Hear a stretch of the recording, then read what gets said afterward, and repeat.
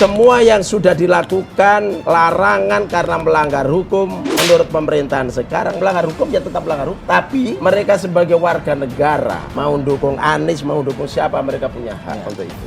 Sekarang begini, kalau seandainya Anies jadi presiden, posisi mereka itu misalnya tidak direhabilitasi. Kemudian mereka bikin demo besar-besaran, presidennya Anies Baswedan. Bagaimana sikap Anies menghadapi demo yang besar-besaran ini yang akan bergelombang besar, kemudian bisa menjatuhkan dia juga sebagai presiden? Karena ketidakpercayaan dari kelompok Islam ini terhadap Anies misalnya. Apakah dia harus membunuh? Saya berasumsi mereka orang-orang baik tidak akan juga merepotkan Mas Anies ketika jadi presiden.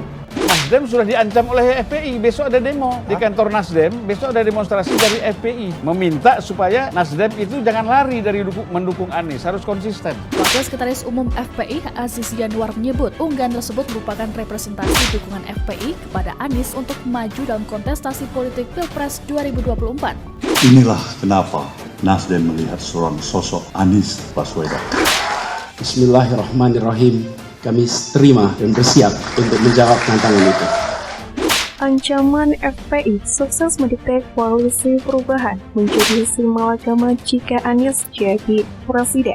Nah ini kan orang yang namanya menuntut hak, minta supaya ini direhabilitasi, dicabut semuanya. Kamu kan presiden, kita dukung Anda. Masa Anda nggak bisa kasih sesuatu kepada saya? Demo lah mereka, terus bagaimana?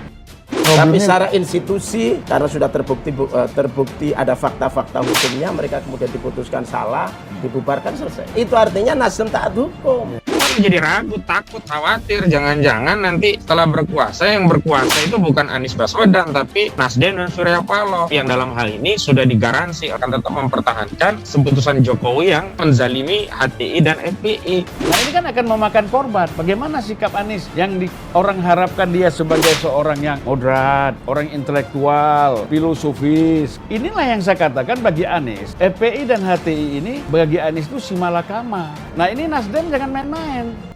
Itu saya kira tuntutannya, perlakuan yang adil. Label sebagai ormasnya apa, yang apapun namanya, selama tidak bertentangan dengan Pancasila. Ini kita kan sudah komit. Berdasar peraturan perundang-undangan dan sesuai dengan putusan MK, pemerintah melarang aktivitas FPI dan akan menghentikan setiap kegiatan yang dilakukan FPI karena FPI tidak lagi mempunyai legal standing baik sebagai ormas maupun sebagai organisasi biasa.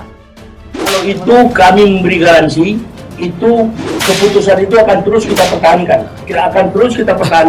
Ya organisasi yang sudah dilarang itu akan tetap kita larang. Belum berkuasa saja Nasdem berlagak sok superior, kalau meminjam istilahnya Bang Aziz Yanuar, ini sok-sokan ya. Itu kan belum menjadi prioritas kita. Kita tidak mengangkat itu. Kita akan mengambil hal-hal yang sama, yang positif, tidak mengambil hal-hal yang sekiranya kontroversi.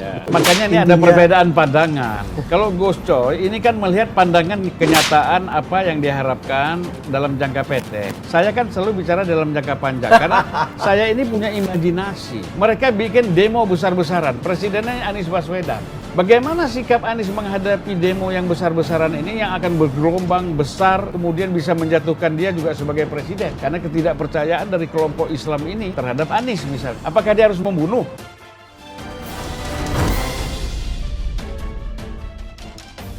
Politisi senior Sulvan Lindan sebut ancaman FPI sukses mendikte koalisi perubahan yang bersepakat mendukung Anies Baswedan sebagai calon presiden 2024. Ancaman aksi FPI dan relawan Anies mampu mendikte koalisi perubahan diungkapkan Sulvan Lindan. Dalam channel Total Politik, Sulvan Lindan menilai tekanan pendukung Islam kanan atau FPI dan HPI pada Anies sulit dihindari. Kalau Nasdem anggap remeh mereka bisa berbahaya, ujarnya. Sementara bagi Demokrat dan PKS juga semakin sulit, kata Sulvan Lindan. Bukan mustahil jika Nasdem menuding PKS dan Demokrat sebagai pangkal lambatnya koalisi perubahan bersepakat. Sehingga tekanan Islam kanan akan bergeser target kepada Demokrat dan PKS, ujarnya menganalisa. Politikus senior Sulvan Lindan mengatakan FPI dan HPI akan menjadi buah simalakama untuk Anies Baswedan jika terpilih menjadi presiden. Dia memprediksi akan ada tuntutan besar-besaran kepada Anies untuk memulihkan kedua organisasi tersebut. Jadi begini, buat Anies kalau dia jadi presiden, FPI dan HPI ini si malakama. Kata Sulvan Lindan dalam diskusi Adu Perspektif Detik.com Rabu 1 Februari 2023. Sulvan kemudian menjelaskan maksud FPI dan HPI jadi si malakama untuk Anies. Dia menyinggung peran FPI dan HPI dalam memenangkan Anies Baswedan di Pilgub DKI Jakarta 2017. Bagaimanapun yang kita tahu bahwa ketika Anies menjadi gubernur, dukungan FPI dan HPI itu ada dan besar untuk memobilisasi kelompok-kelompok Islam yang berseberangan dengan Ahok. Kalau partai-partai kan sembunyi-sembunyi nih, ya kan? Main di TPS-TPS aja kalau mereka ini jelas. Kemudian dengan ada peristiwa-peristiwa tertentu, akhirnya ini dilarang kan gitu, ujarnya. Sulvan Lindan mengatakan seandainya Anies Baswedan terpilih jadi presiden 2024, maka kedua organisasi ini akan menuntut untuk direhabilitasi dan dipulihkan namanya. Dia menyebut mereka akan menuntut sebagai imbalan setelah memenangkan Anies Baswedan. Kemudian sekarang gini, kalau seandainya Anies jadi presiden, posisi mereka itu misalnya tidak direhabilitasi, ini kan berandai-andai Gus ya. Kemudian mereka bikin demo besar-besaran, presidennya Anies Baswedan. Bagaimana Anies menghadapi demo yang besar-besaran, yang akan bergelombang besar kemudian bisa jatuhkan dia sebagai presiden karena ketidakpercayaan dari kelompok Islam ini terhadap Anies? Jelasnya. Gimana sikap Anies sebagai orang yang moderat, intelektual, filosofis, kan gitu? Diharapkan tidak terjadi hal-hal seperti yang terjadi demonstrasi sebelumnya. Inilah yang saya katakan bagi Anies, FPI dan HPI ini bagi Anies si malakama. Lanjutnya. Sulvan tidak membantah jika secara hukum kedua organisasi tersebut akan tetap terlarang. Namun demikian, menurutnya kedua organisasi ini nantinya tetap akan menuntut Anies Baswedan. Sementara itu, Gus Coy, Ketua DPP Nasdem tadi bahwa ini adalah hukum seperti ini. Oke, kita kan namanya orang menuntut hak, menuntut minta ini supaya dicabut. Direhabilitasi semuanya, kamu kan presiden, kita dukung Anda, masa Anda nggak bisa kasih sesuatu kepada saya? Timulah mereka, terus bagaimana? Ini yang saya katakan. Tutur Sulvan. Untuk diketahui, Front Pembela Islam atau FPI dan Hizbut Tahrir Indonesia atau HTI disebut akan tetap dilarang jika Anies Baswedan terpilih menjadi presiden. Ini yang membuat Anies berada di dalam kebimbangan. Pernyataan ini pun sebelumnya diungkapkan oleh Wakil Sekretaris Jenderal atau Wasekjen Nasdem Hermawi Taslim. Kalau tentang FPI dan HTI dan segala macam itu kan sudah komitmen kita bersama. Jangankan Anies, orang lain pun yang jadi menteri, yang jadi presiden Nasdem akan pasang badan supaya organisasi-organisasi terlarang itu tetap dilarang, kata Taslim dalam acara Adu Perspektif kolaborasi seperti dilansir dari YouTube channel Total Politik, Jumat 27 Januari. Sontak pernyataan ini mendapatkan banyak penolakan dari sebagian pihak dengan larangannya dua organisasi besar Islam tersebut. Dinilai akan berpengaruh pada suara dukungan terhadap Anies Baswedan. Melihat berbagai pertimbangan, Sulvan Lindan pun merasa ragu Anies Baswedan bisa melaju jadi calon presiden atau capres.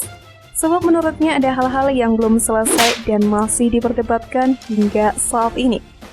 Saya masih ragu, terus terang saya konsisten mengharapkan Anies itu tetap bisa maju sebagai capres. Soal menang soal lain, tetapi saya masih, terus terang saya katakan Anies ini bisa maju. Karena tadi secara manifest memang kita lihat penjelasan Gus Coy, penjelasan elit-elit partai, Demokrat dan lain-lain. Itu oke. Akan tetapi yang laten ini belum selesai, yang laten faction belum selesai. Ini masih menjadi perdebatan. Memang habis berdebat-debat kita kelihatan makan bersama di meja, tetapi jadi perdebatan seru barangkali, kata Sulvan dalam diskusi Adu Perspektif. Menurut Sulvan Lindan, perdebatan itu seru dan tajam. Dalam perdebatan tersebut disebutnya, masing-masing pihak menyampaikan pandangan terkait persoalan bangsa. Seru itu bukan berkelahi, tapi seru itu perdebatan yang tajam lah. Masing-masing sampaikan pikirannya secara kritis terhadap persoalan bangsa dan negara, ujarnya. Sulvan Linden berharap koalisi tidak hanya berbicara siapa capres dan cawapres semata, melainkan juga soal persoalan bangsa. Dia menyebut dari sejumlah koalisi yang saat ini sudah terbentuk, belum ada yang fokus membahas visi dan misi membangun bangsa ke depan, hanya sekedar menawarkan rekam jejak Anies Baswedan. Mudah-mudahan koalisi ini tidak hanya berbicara siapa presiden, siapa wakil presiden, di mana kabinetnya tetapi berbicara substansi persoalan bangsa ini. Persoalan bangsa kita dari sudut pandang politik, kepentingan hukum, ekonomi, dan lain-lain. Ini yang gak pernah keluar selama ini. Koalisi ini Prabowo, Gerindra, dan PKB nggak keluar juga. Koalisi 3 partai ini Nasdem, Demokrat, dan PKS, Golkar, dan lain-lain belum juga. Jadi ini rakyat melihat bicara capres saja ini, mana visi dan misi ke depan, ujarnya. Sulvan pun menyampaikan Anies menganggap visi misi bukan hal penting. Sulvan mengatakan, menurut Anies Baswedan yang terpenting adalah rekam jejak. Walau Anies bicara visi dan misi ini nggak penting, yang penting rekam jejak. Anies berkata demikian.